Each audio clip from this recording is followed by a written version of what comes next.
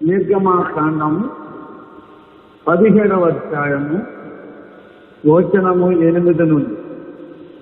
తరువాత అమాలేకీయులు వచ్చి రెఫీదీములో ఇశ్రాయేలీయులతో యుద్ధము చేయగా మోషే యెహోషువతో, మన కొరకు మనుషులను ఏర్పరచి వారిని తీసుకొని బయలువెళ్ళి అమాలేకీయులతో యుద్ధము చేయము.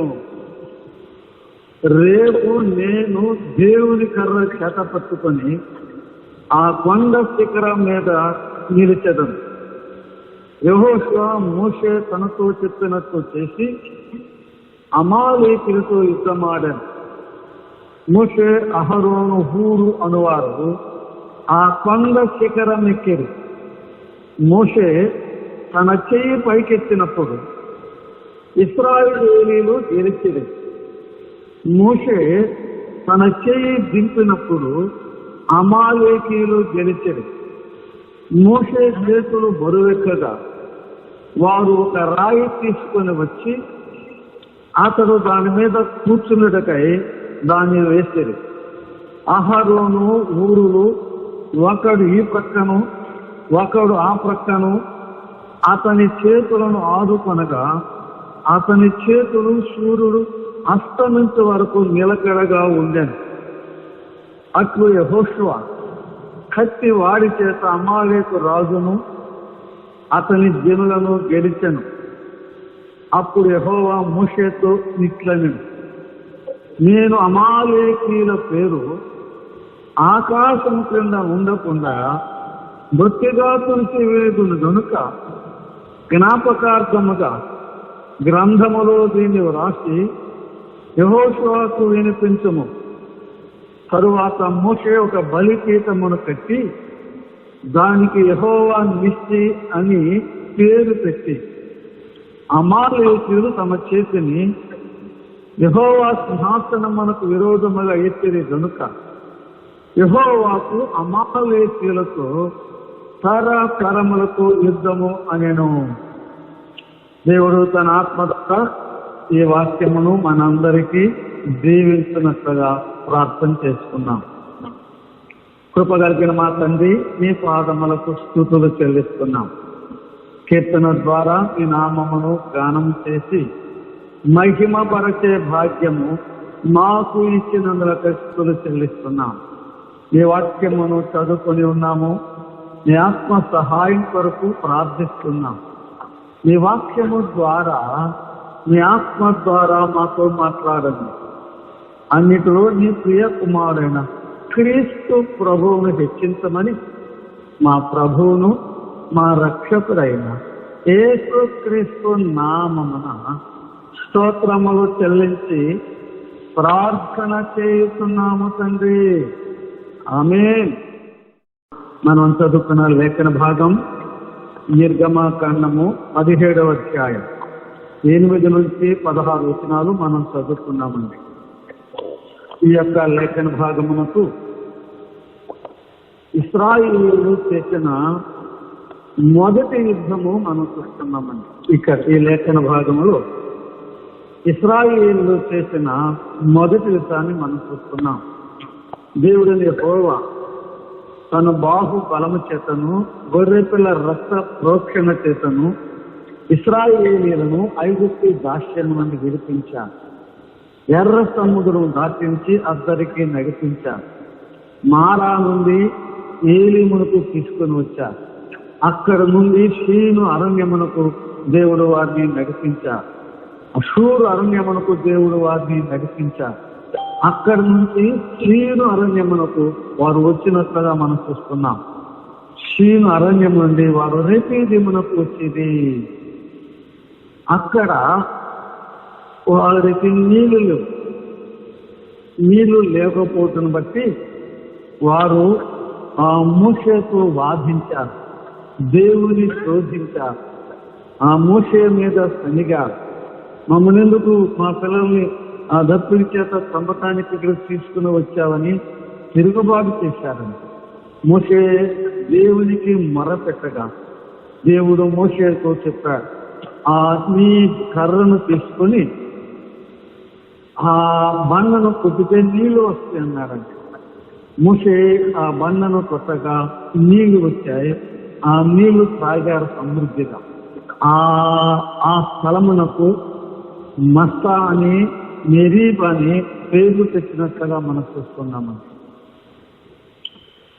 ఇశ్రాయేలీయులు ఆ యొక్క తమ దారిని వారు వెళుతున్నారు. ఐగుప్తు దేశం నుండి వాగ్దాన దేశానికి, కనాను దేశానికి. కానీ వారు ఎన్నోసార్లు దేవుని శోధించారు. మోషే మీద తిరుగుబాటు తెచ్చారు. నీరు లేకపోతే రీతిలో వారు వాదించారు. వారు దేవుని శోధించారు. మోషే మీద సనిగారు. సందర్భం మనం ఇక్కడ చూస్తున్నాము. అమాలేకీయులు ఏ సమయంలో ఇశ్రాయేలు మీద యుద్ధానికి వచ్చారో ఇక్కడ సందర్భం మనం చూస్తున్నాం. ఇశ్రాయేలు వాదన పెట్టుకున్నారు. ఇశ్రాయేలు సణుగుతున్నారు. ఇశ్రాయేలు యెహోవాను శోధిస్తుండగా ఆ శత్రువు వచ్చి వారికి యుద్ధం చేస్తున్నట్లుగా శత్రువు వారి మీద పడినట్లుగా మనం చూస్తున్నాం. ఇది ఎంతో హెచ్చరిక. మన స్థానిక సంఘాలకి దేవుని ప్రజల మధ్య వాదనలు, సణుగులు, శోధనలు ఉంటే సాతానుడు, అపవాది, శత్రువు మన మీద యుద్ధానికి వస్తారు. మన విశ్వాసమును భ్రష్టులుగా చేయటానికి, మనల్ని ఓడించటానికి, మరలా తన వైపు చెర తీసుకుని పోవటానికి అదురు వరకు ఎదురు చూస్తుంటారు.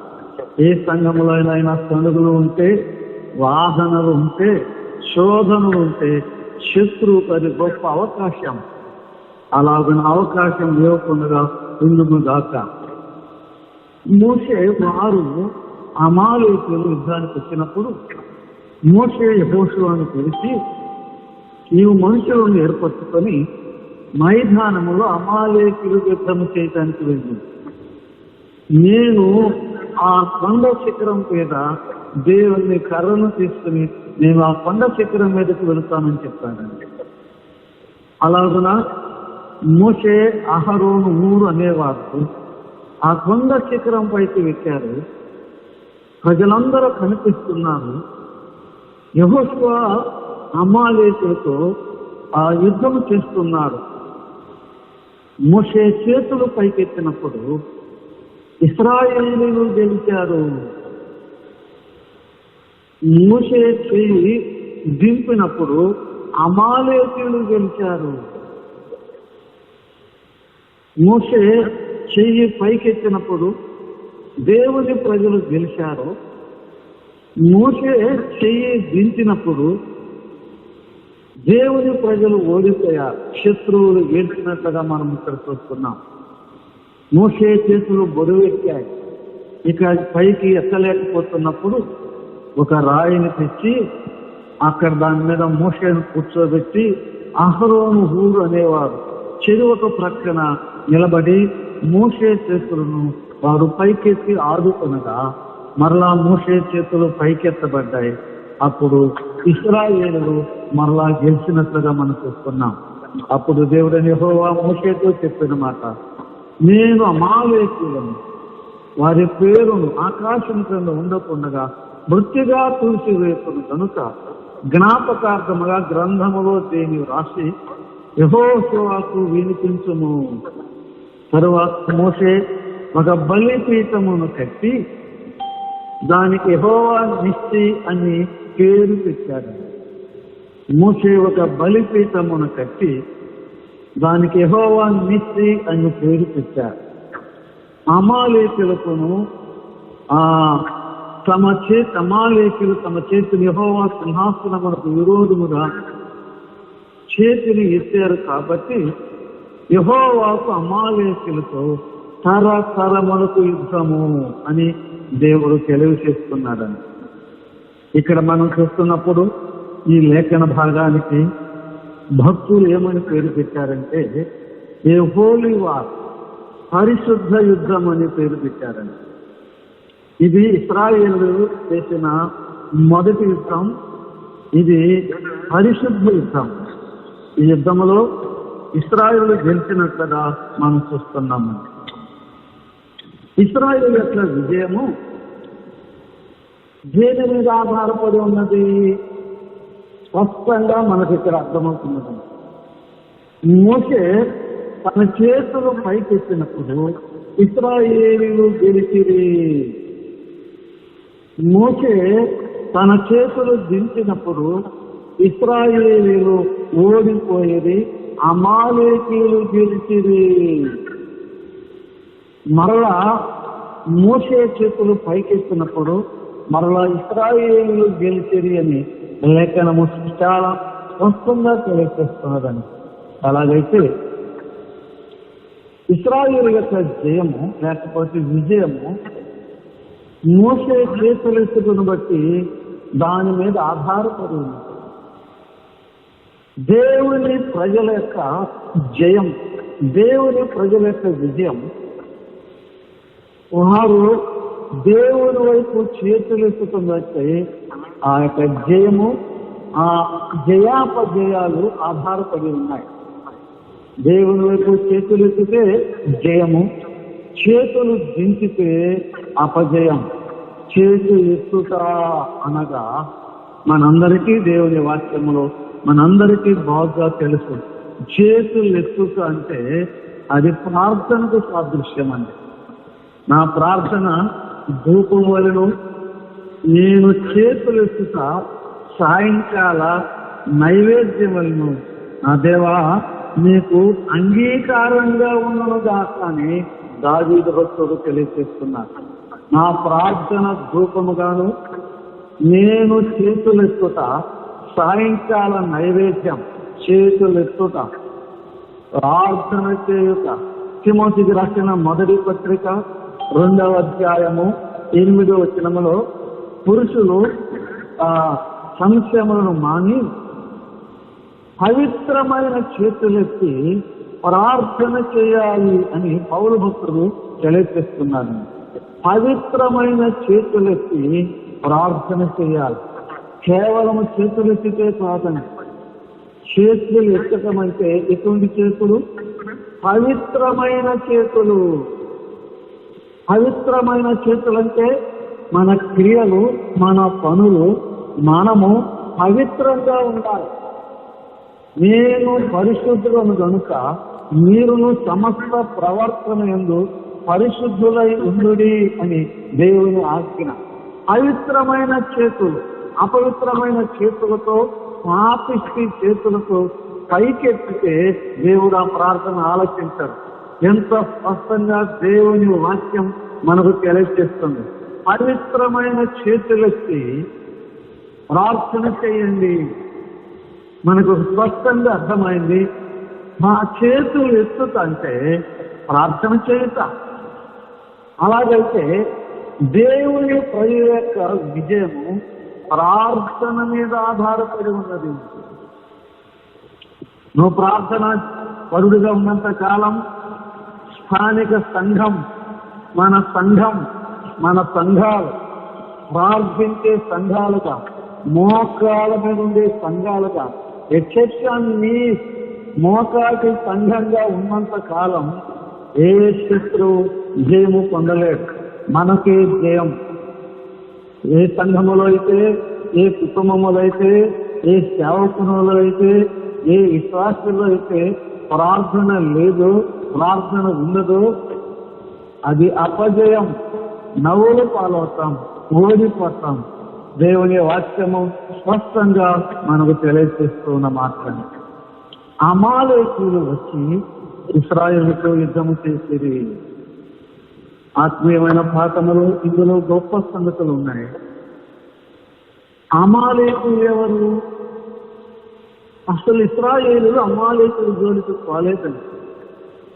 వారు తమ దారిని వారు వాగ్దాన దేశానికి ప్రయాణం చేస్తున్నారని.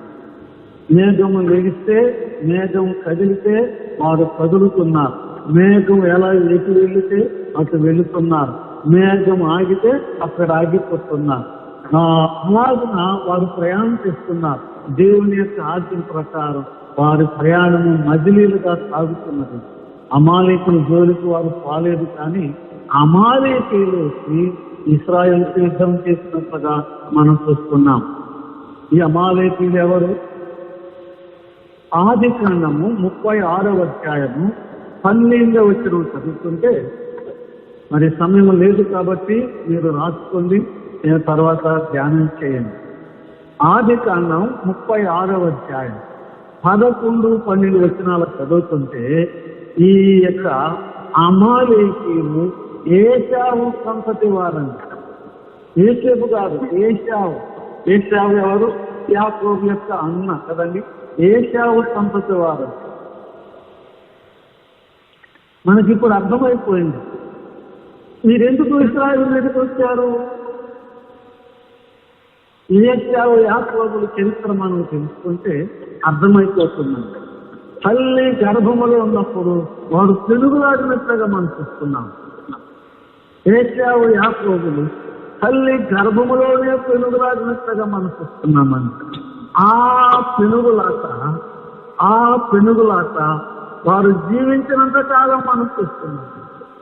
వారు పుట్టిన తరువాత ఒకరినొకరు ఆ యొక్క పెనుగులాట, ఆ పోరాటం, యాకోబు అన్నను మోసం చేయటం, అవన్నీ మనం అందరం కేటగా చూస్తున్నాం.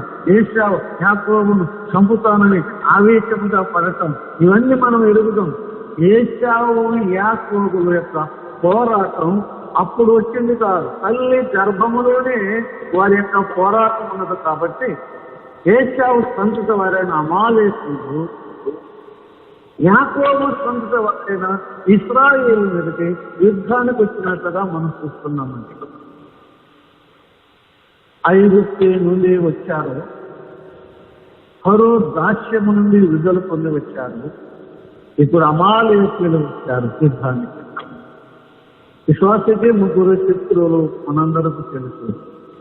ఐగుప్తి లోకమునకు సాదృశ్యం, ఫరో సాతానుకు సాదృశ్యం, అమాలేకీయులు శరీరానికి సాదృశ్యం.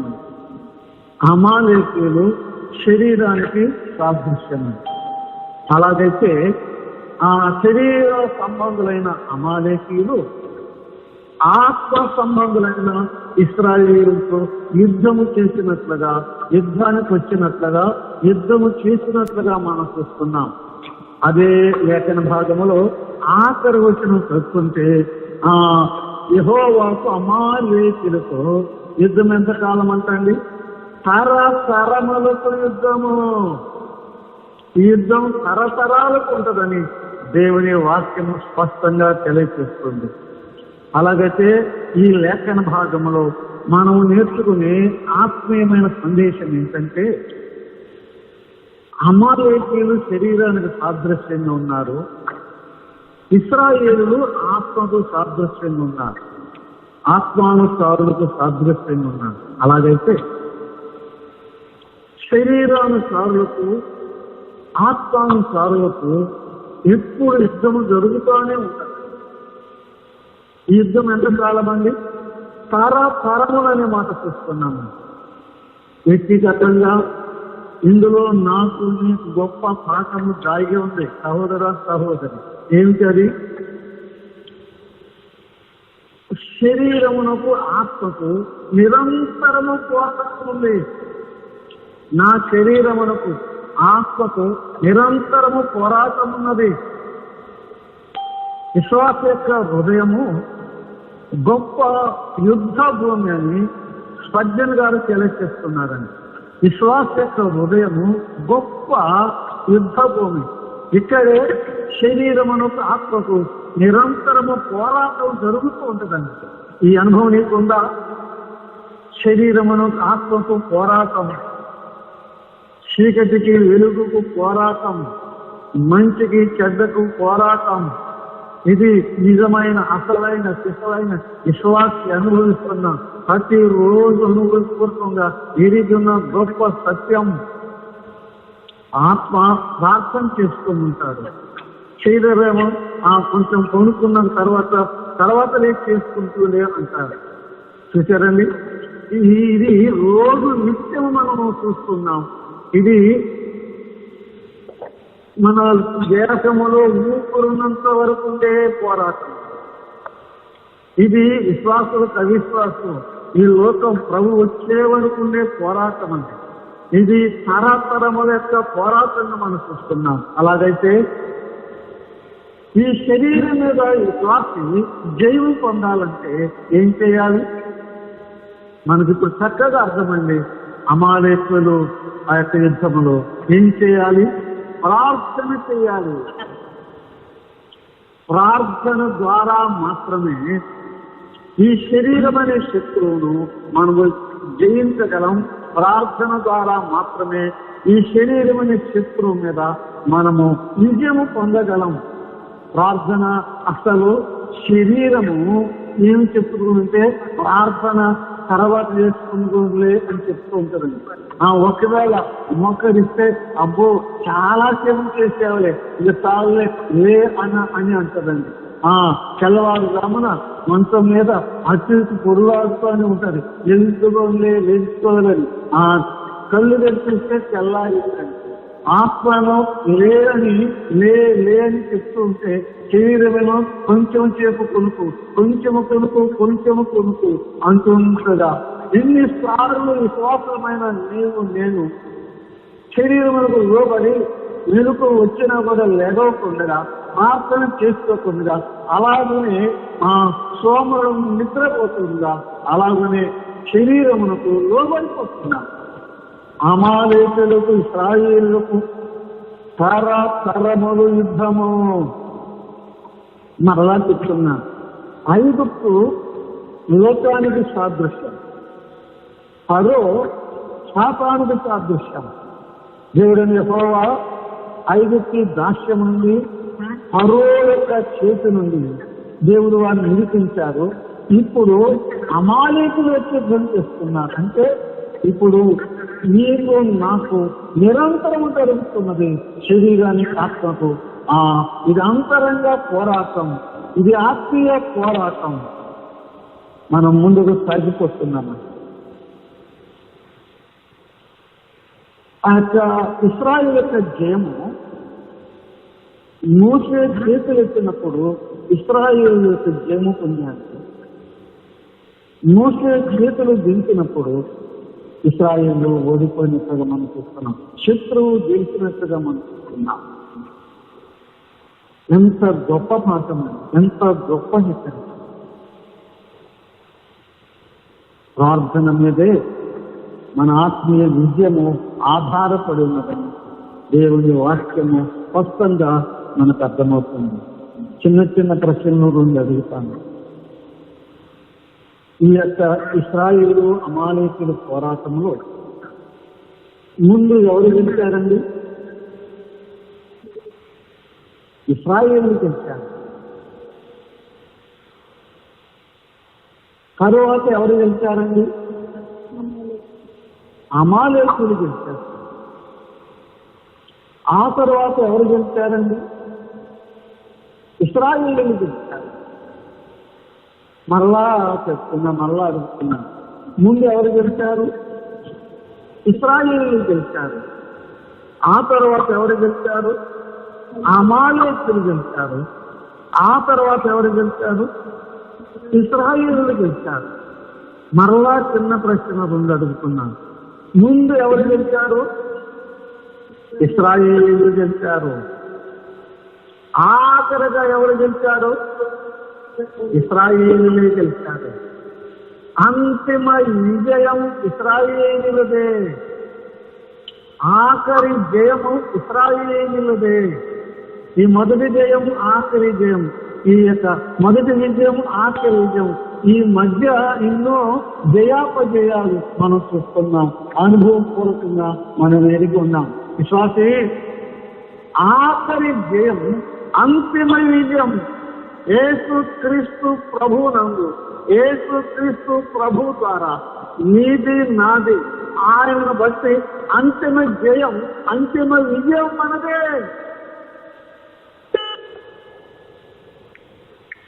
మోషే ప్రార్థన కొడుకు చూస్తున్నాం. అహరోను ప్రధాన యాజకుడిగా మనం చూస్తున్నాం. ఊరు ఉత్తరవాదిగా మనం చూస్తున్నాం. యెహోషువ సేనాధిపతిగా మనం చూస్తున్నాం. మోషే నాయకుడిగా మనం చూస్తున్నాము. ఈ నాలుగురు వ్యక్తుల్లో 4 విశేషమైన లక్షణాలు, 4 విశేషమైన వారిని మనం చూస్తున్నాం. నాయకుడిగా మోషే, ప్రధాన యాజకుడిగా అహరోను, ఉత్తరవాదిగా గూరు, సేనాధిపతిగా యెహోషువ. ఈ నలుగురు మన ప్రభువైన యేసుక్రీస్తు వారికి సాదృశ్యం. మన ప్రభువైన యేసుక్రీస్తు మనకు నాయకుడు, మనం విమోచించిన విమోచకుడు, మన నాయకుడు. మన ప్రభువైన యేసుక్రీస్తు మన ప్రభు గొప్ప ప్రధాన యాజకుడు. ఇప్పుడు దేవుని ఇంటి పైన మనకు గొప్ప ప్రధాన యాజకుడు ఉన్నాడని హెబ్రీ పత్రికలో మనం చూస్తున్నాం. యోహాను సువార్త, యోహాను పత్రిక 2వ అధ్యాయం 1వ వచనములో దేవుని యొద్ద మనకు ఉత్తరవాది ఉన్నాడు. దేవుని యొద్ద మనకు ఉత్తరవాది ఉన్నాడు. హెబ్రీ పత్రికలోని యేసుక్రీస్తు ప్రభు మన యొక్క సేనాధిపతి. ఇశ్రాయేలు సైన్యముకు ముందు నడిచిన ప్రభు యేసుక్రీస్తు ప్రభు ఈనాడు మన సేనాధిపతి ఆయనే. ఆయన జయమే మన జయం. ఆయన ద్వారా మనకు అత్యధికమైన విజయం అనుగ్రహిస్తున్న దేవునికి స్తోత్రమని పౌలు భక్తుడు తెలియచేస్తున్నారని దేవుని వాక్యం మనం చూస్తున్నామండి. పూర్వకాలంలో, పాత నిబంధన కాలంలో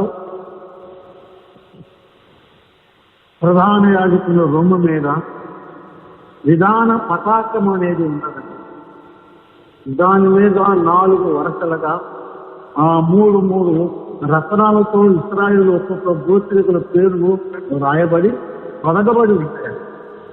ఆ విధాన పతాకమును ప్రధాన యాజకుడైన అహరోను తన రొమ్మున ధరించి వారి కొరకు దేవుని సన్నిధిలో ప్రార్థన విజ్ఞాపన చేస్తూ ఉంటారన్నమాట.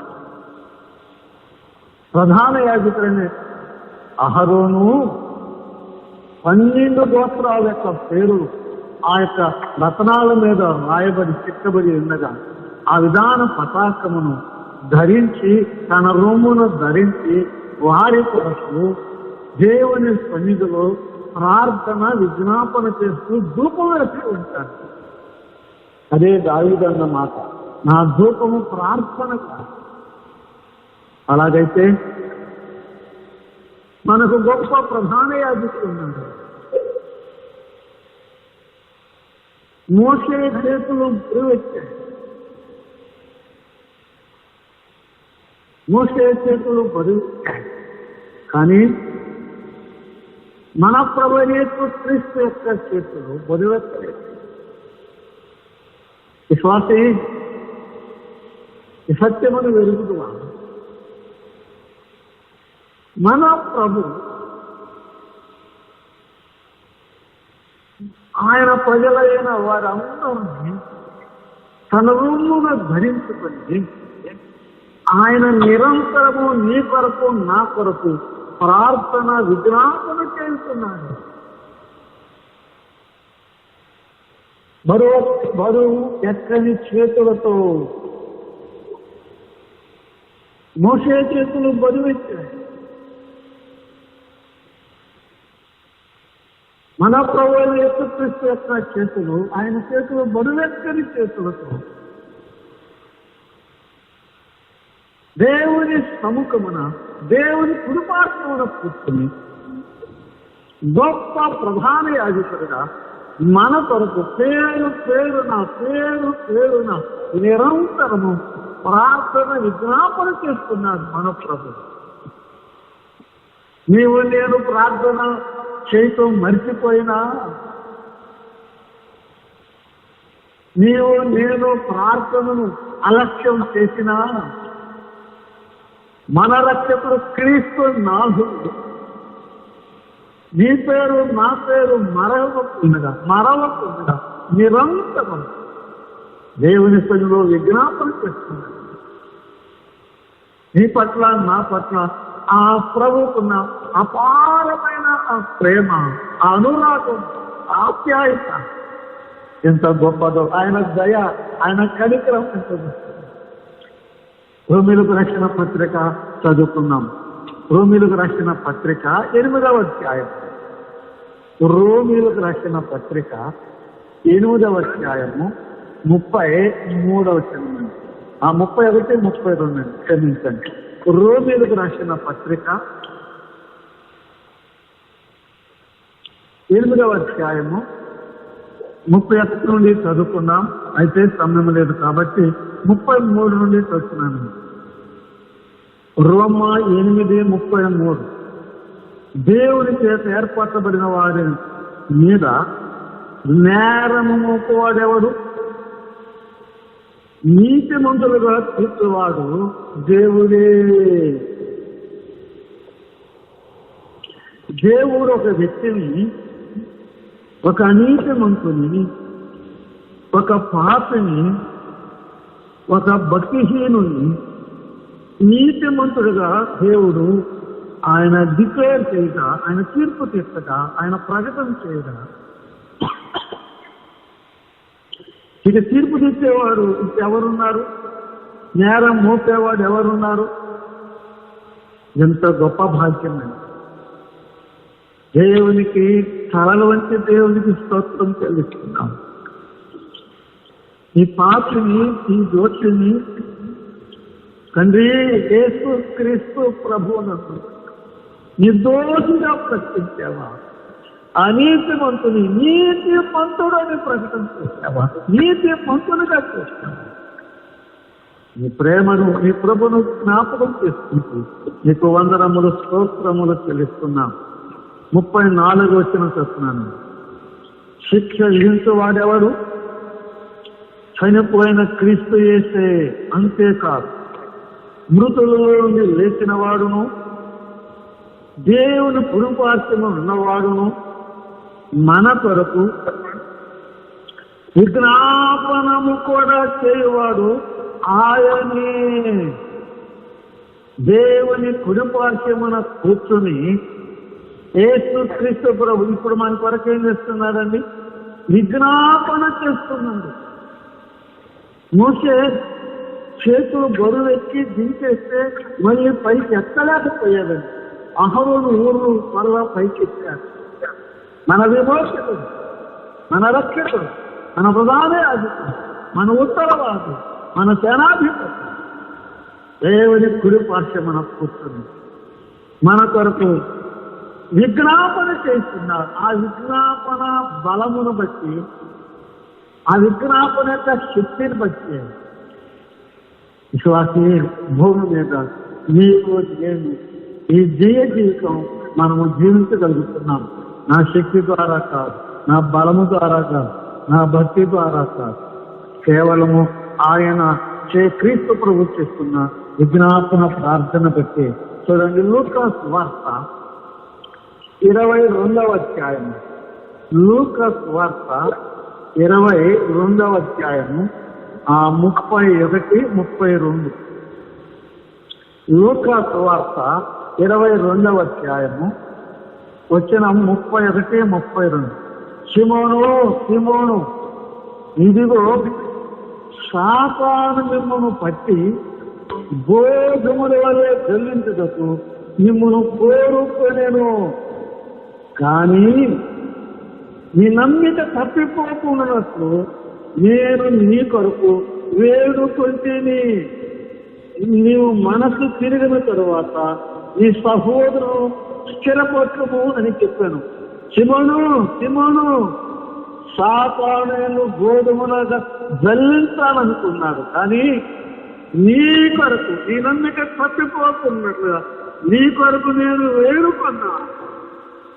ఒక సిమోను పేతురు కొరకే కాదు, ఆయన నమ్ముకున్న నా కొరకు, ఆయన నమ్ముకున్న నీ కొరకు, ఆయన నమ్ముకున్న ప్రతి ఆయన బిడ్డ కొరకు ఆయన నిరంతరము ప్రార్థన చేస్తున్నా, విజ్ఞాపన చేస్తున్నా. లోకస్తులంతా నిద్రిస్తుంటే ఒంటెగా కొండ పైన ఆ రక్షకుడి లోకంలో శరీరం దారిగా ఉన్నప్పుడు ప్రార్థన చేస్తాడు. దేవునికి స్తోత్రం చెల్లిస్తున్నాను. అమాలేకులకును ఇశ్రాయేలుకును యుద్ధము తరతరములు ఆ యుద్ధము జయము పొందారు. ఇశ్రాయేలు జయము పొందిన తర్వాత మోషే ఒక బలిపీఠము కట్టినట్లుగా మనం చూస్తున్నాం. నిర్గమాకాండం 17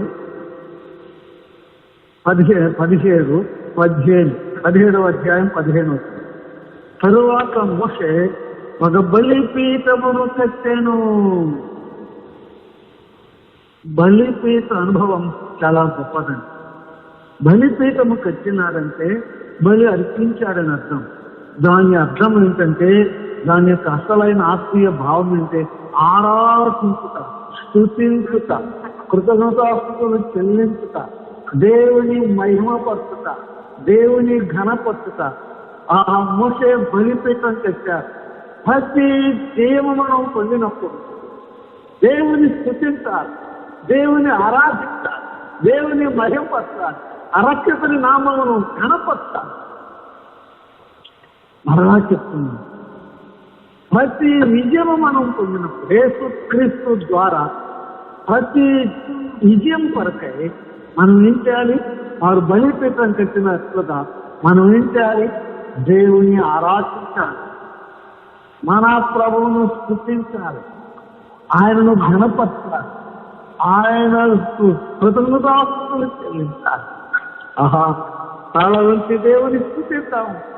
నా జీవితంలో, నీ జీవితంలో ఎన్ని జయాలు వచ్చాయో, ఎన్ని విజయాలు వచ్చాయో, అన్నిసార్లు నువ్వు దేవుని స్తుతించావా? దేవునికి సాగిలపడ్డావా? దేవుని ఎదుట మోకరించావా? దేవుని ఆరాధించావా? మోషే బలిపీఠం దానికి యెహోవా నిస్సి అని పేరు. యెహోవా నిస్సి, నిస్సి అంటే ధ్వజము అనే మాట చెప్తున్నాం కదండి. కింద ఉన్నది అక్కడ 4 అనగా ధ్వజం, విజయ జెండా, విజయ పతాకం ఎగరవేశారు. ఆ దినాన మోషే ఇశ్రాయేలు శత్రువు పైన విజయ పతాకం ఎగరవేశారు. అమాలేకుల పైన, శరీరం పైన విజయ పతాకం, జయ పతాకం ఎగరవేయాలి ప్రతి విశ్వాసం. శరీర ఆశలను కంటివేయమని కలసి పత్రికలు మనం యెహోవా నిస్సి అని పేరుకున్నారు. దేవునికి స్తోత్రం చెల్లిస్తున్నాం. విజయ పతాకం, జయ పతాకం పోని లోకమంతా సాధిస్తాం యేసు ప్రభు యొక్క సువార్త. విజయ పతాకం పోని లోకమంతా సాధిస్తాం క్రీస్తు ప్రభు యొక్క సువార్త. పాపముల చేత, పాపం విషయంలో ఓడిపోయిన ప్రతి వ్యక్తికి జయమిచ్చే క్రీస్తు ప్రభు ఉన్నాడని, పాపములు క్షమించే క్రీస్తు ప్రభు ఉన్నాడని, పాపం మీద విజయం ఇచ్చే క్రీస్తు ప్రభు ఉన్నాడని ఆ విజయ పతాకం హత్తి స్వార్థ ప్రకటిద్దాం. ఓడిపోయిన జీవితాలు, అనగాడిపోయిన జీవితాలు, వెనుకబడిన జీవితాలు, కృంగిపోయిన జీవితాలు, వేసారిపోయిన జీవితాలు, ఆ బ్రతుకులకు మరలా జయము, విజయము, రక్షణానందం క్రీస్తు ప్రభువులో ఉన్నదని వీధి వీధుల్లో ప్రకటిస్తాం. ఏం పట్టుకుని? విజయ పతాకం, సువార్త పతాకం, క్రీస్తు విజయ సువార్తం ప్రకటిస్తాం. దేవునికి స్తోత్రం తెలుస్తున్నాం. 16వ వచనములో చివరి లైన్ మనమెందరూ మన జీవితంలో మర్చిపోతాం. యెహోవాకు అమాలేకులకు తరతరములకు యుద్ధము. తల్లి గర్భములో ఏశావు యాకోబులకు పోరాటం అనుకుంటున్నాము. ఇక్కడ అమాలేకులకు ఇశ్రాయేలుకు పోరాటం అనుకుంటున్నాము. సమూయేలు 15వ అధ్యాయంలో దేవుడు సమూయేలుతో చెప్పారు, సౌలుకు చెప్పమని, అమాలేకులను సమూలముగా నిర్మూలం చేయమని సౌలుకు దేవుడు ఆజ్ఞ సమూయేలు ద్వారా ఆజ్ఞ ఇస్తే అందరినీ చంపి వేశారు, కానీ అమాలేకి రాజు అగదును ఉతకరించారు. శ్రేష్టమైనవి బలిసినవి బరువు ఎద్దులు అన్ని ఆపించారండి సౌలు. ఏంటి ఆ అరుపులు అన్నారు. సౌలు ఇన్ను బలు అర్పించడం కంటే దేవుని మాట వినుట, దేవుని ఆజ్ఞ గైకొనుట శ్రేష్టము. బలులు అర్పించడం కంటే, కొవ్వు అర్పించడం కంటే, కానుకలు అర్పించడం కంటే, ధనధాన్యాలు అర్పించడం కంటే, వెండి బంగారం అర్పించడం కంటే దేవుని ఆజ్ఞ, దేవుని మాట వినుట శ్రేష్టము. అమాలేకు రాజును అగదును చుట్టెరులుగా నరికివేశారు సమయం. శరీరమును మనం ఏం చేయాలి? అలాగనే అది నిష్ప్రయోజనం అన్నారు. ప్రార్థన ద్వారా శరీర హేక్షలను మనము చంపివేసుకుంటున్నాము. దేవునికి స్తోత్రం చెల్లిస్తున్నాం. ఆ తర్వాత ఎస్తేరు గ్రంథములో ఈ అమాలేకు, ఈ అగాగు వంశముకు చెందినవాడు ఎవరండి? హామాను మళ్ళా దేవుని ప్రజలపైకి కుట్ర చేశాడు. హేరోదు రాజు కూడా ఈ అమాలేకులని బైబిల్ పండితులు తెలియజేస్తున్నాం. అమాలేకులకు ఇశ్రాయేలుకు, అమాలేకులకు యెహోవాకు తరతరములు ఇస్తాను. విశ్వాసం మరలా కొన్ని మాటలు చెప్పి నేను ముగిస్తాను. మోషే చేతులు ఎత్తినప్పుడు ఇశ్రాయేలు గెలిచారు. మోషే చేతులు దించినప్పుడు అమాలేకులు గెలిచారు. ఇశ్రాయేలు ఓడిపోయారు. మరలా మోషే చేతులు వచ్చారు. ఇశ్రాయేలు గెలిచారు. ఈ పోరాటం, ఈ అంతరంగ పోరాటం, నీలో నాలో ఉన్న ఆత్మకు శరీరానికి ఉన్న పోరాటం కడవరకు ఉంటుంది. కడవరకు ఉంటుంది. ఊపిరి ఉన్నంత వరకు ఉంటుంది. ఆఖరికి మంచంలో ఉన్న కూడా ఉంటుంది. ఒక్క రోజు కాదు, ఒక్క గడియ కూడా అశ్రద్ధ చేయదు. శరీరములకు అవకాశం ఇవ్వచ్చు. ఆత్మ చేత శరీర క్రియలను చంపివేయమని పౌలు భక్తులు తెలియజేస్తున్నారు. దేవునికి స్తోత్రం చెల్లిస్తున్నాం. ఈ యొక్క ధ్యానములను దేవుడు మనందరికీ దేవునిగా ఆశీర్వాదకరంగా చేయనుగాక. ఆమేన్. చిన్న ప్రార్థన. మా తండ్రి, ఆనాడు అమాలేకులకు ఇశ్రాయేలుకు జరిగిన యుద్ధం ఈనాడు మాకు శరీరమునకు జరుగుతున్న యుద్ధమునక మా అంతరంగంలో ఈ పోరాటం ఉంది. ప్రతి నిజమైన విశ్వాస హృదయములో ఆత్మకు శరీరానికి పోరాటం ఉంది. అయ్యా, ఇశ్రాయేలు మోషే చేతులు ఎత్తినప్పుడు చూశారు. మోషే చేతులు ఇశ్రాయేలు ఓడించారు. అవును ప్రభువా, ఆ జీవితం కూడా గెలుపు ఓటములతో ఉన్న జీవితం. There is a great struggle in my heart, in our heart. నిరంతరమే పోరాటం. ఒక వ్యక్తికి ఎదురుతో మా కొరకు ప్రార్థన చేస్తున్నావు, విజ్ఞాపన చేస్తున్నా. క్రీస్తు ప్రభువా, ముఖేత చేస్తున్నా నీ ప్రార్థన ఫలంతో మేము ఇవ్వకుండా శ్వాసయాత్ర కొనసాగిస్తున్నాం. ఆఖరి విజయం ఇశ్రాయేలు, అంతిమ విజయం, ఆఖరి విజయం నీవు మాకిస్తావు. అంతిమ విజయం నీ ప్రజలదే, నీవే ఇస్తావు. అందుకే స్తోత్రములు చెల్లిస్తున్నాం. అయితే ఇది కరతాళము లేదు కాబట్టి, ఇది జీవిత కాలమంతా ఉండేది కాబట్టి, ప్రతిరోజు ఉండేది కాబట్టి, అయ్యా మేము మెలకువగా ఉండటం కృపను చూపండి. ఈ నిమిషమై ప్రభువా, భయభక్తులతో జీవించే భాగ్యం దక్కింది. మెలకువగా ఉండి ప్రార్థన చేసిన కృపను చూపండి. మహిమ, ఘనత, ప్రభావం నీకే చెల్లిస్తూ మా ప్రభువును, మా రక్షకుడైన యేసుక్రీస్తు నామమున ప్రార్థన చేస్తున్నాము తండ్రి. ఆమేన్. అందరికీ వందనాలు. ప్రభు నామమున